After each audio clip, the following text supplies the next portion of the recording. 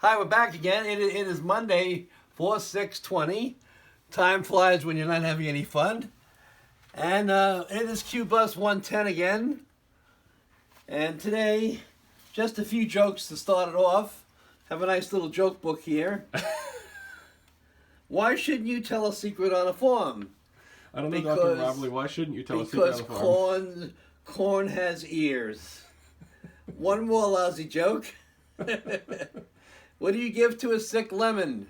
I don't know, Dr. Mirabile, what do you give to a sick lemon? Lemonade. Okay, that's the end of that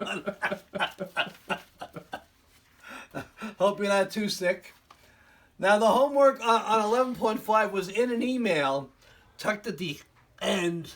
I'm going to send that under separate cover for you. Some of you might not have read it. I'll send that today. As far as WebAssign, 11.1, 11.2, 11.3, and 11.5 only had 3 tries. I changed that last night to 7 tries. But there's a problem. I think some of the answers are wrong. But when I do it, because it's randomized, I get different questions.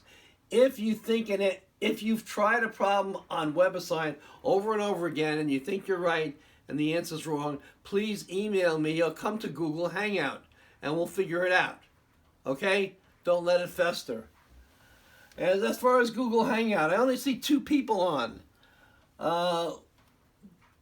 If you want to talk to me, it's good emailing me, and I can answer most things. But if you have problems, like on the homework or on the quizzes, please come to Google Hangout. Now, there might be a problem when I'm on the whiteboard with somebody else, whether you can access Google Hangout. If you try to access it and I'm on the whiteboard, you might not be able to get to us. So I would say wait about 15 minutes and try again.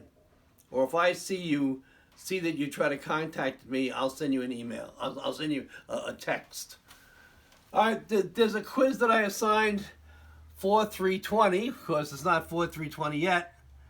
And that you will receive a hard copy of that, although I wrote it on the board.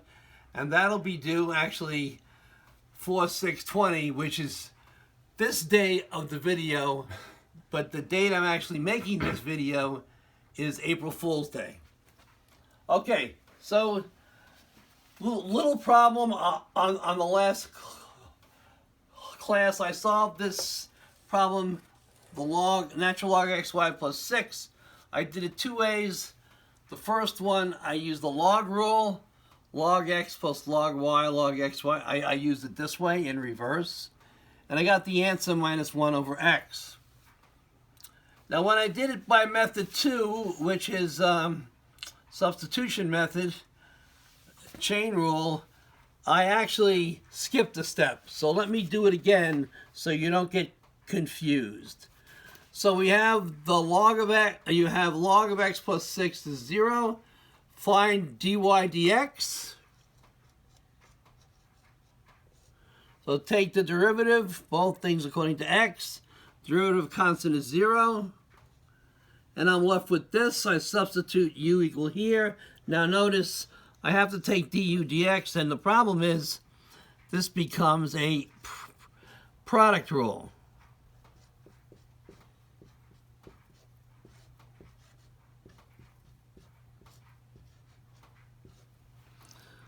So of course, this I cannot take a derivative of y with respect to x, so I use my chain rule formula. I introduce the dy and the dummy variable dy dx. And of course, this is y. The derivative of x with respect to x is just 1. So let me erase up here and finish this. I keep forgetting I'm keeping my eraser here. Whoops. Uh-oh. Flying erasers.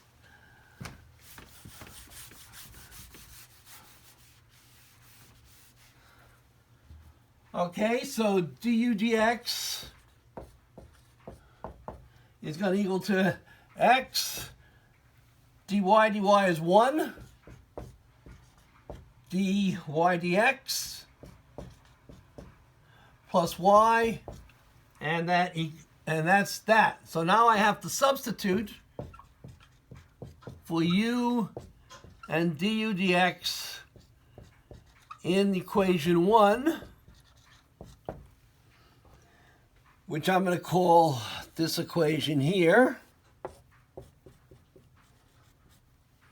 but without the ddx. So I'm going to get du dx is going to be xy, because this is the equation here. Remember what is the derivative here? And this is what I forgot to do the last time. Okay? Don't forget, I have xy. So what am I going to do with the xy? Well, the derivative of the log of u is 1 over u du dx. That's my log rule. So now I have to put this in my log rule, not in equation 1. Put this in my log rule, which is equation 1. And I get 1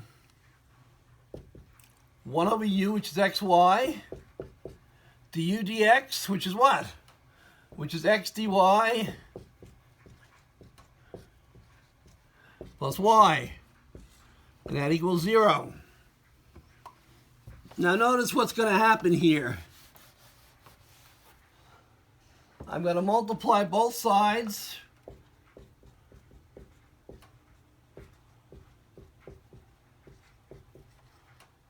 by xy. So I get xy over xy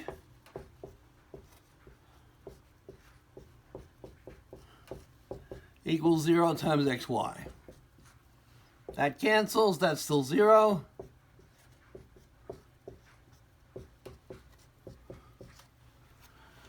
Bring the y over.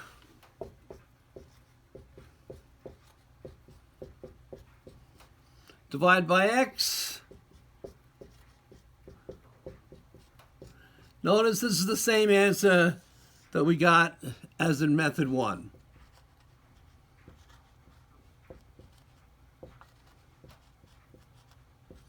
Notice method 1 using the log rule was a lot easier.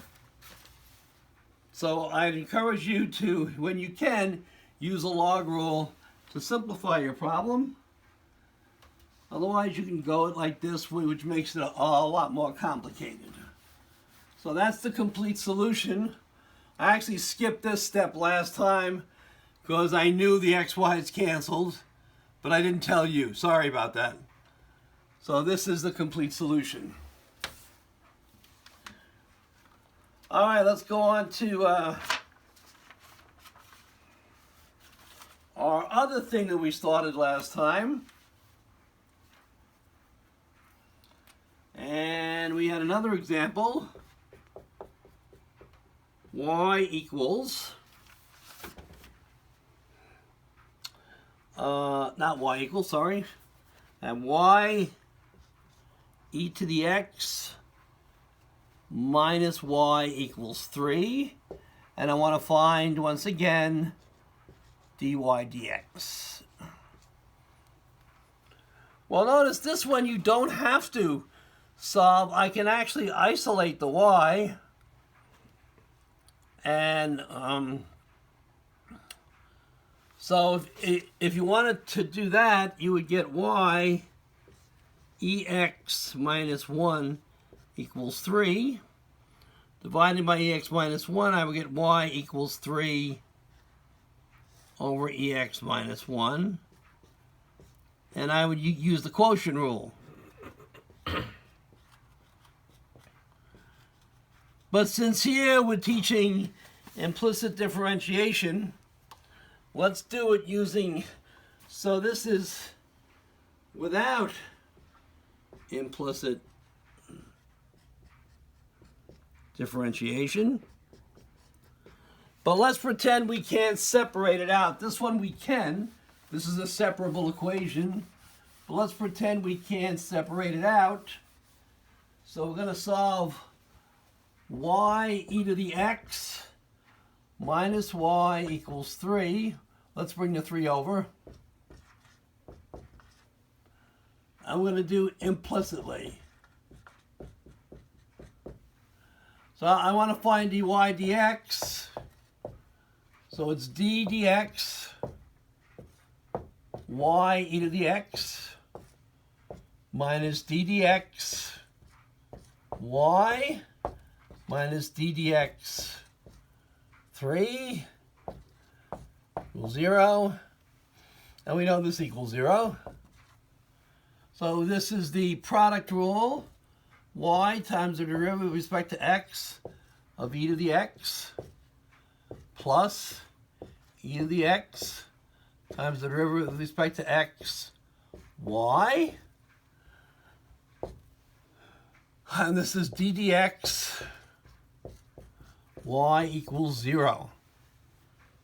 Once again, we have the product rule. U was y and v was e to the x.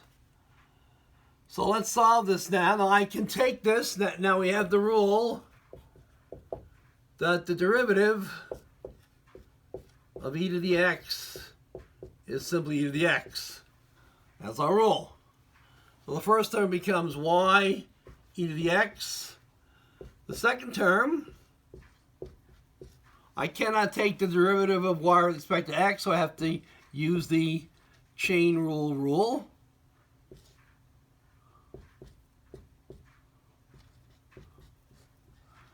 Put our dummy right near it. Same thing here, I can't take the derivative with respect to x, so I have to use the chain rule.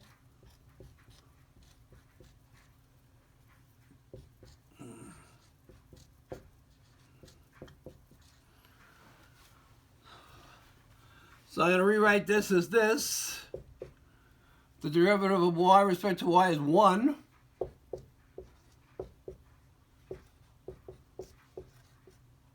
Okay. Minus the derivative of y with respect to y is 1.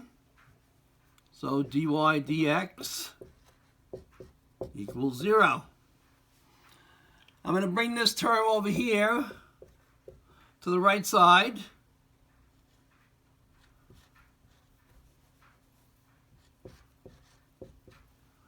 That cancels, so I get e to the x. This is dy dy. Sorry, thank you very much. Obviously, you have to take derivative. Yeah. There you go. Dy dy. That's my fault. So we did this implicitly. The derivative of y with respect to y is 1. Same thing happens over here. Convenient. Factor dy dx, that's e to the x minus 1 equals minus y e to the x. Divide both sides by e to the x minus 1.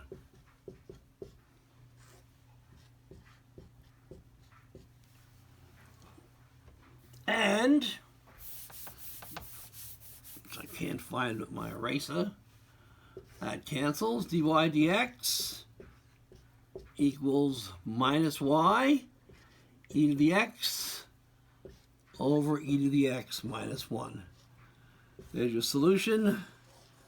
Notice it has y and x in it because we solved it implicitly. So I have a question. If I can find my eraser, which I was sitting on. So I have a question. And I'll have you do it and I'll answer it next time. My original problem was this. Same problem. Minus y equals 3. If I factored out this, 30 seconds. and I got y equals 3 over ex minus 1. I took the derivative. Okay.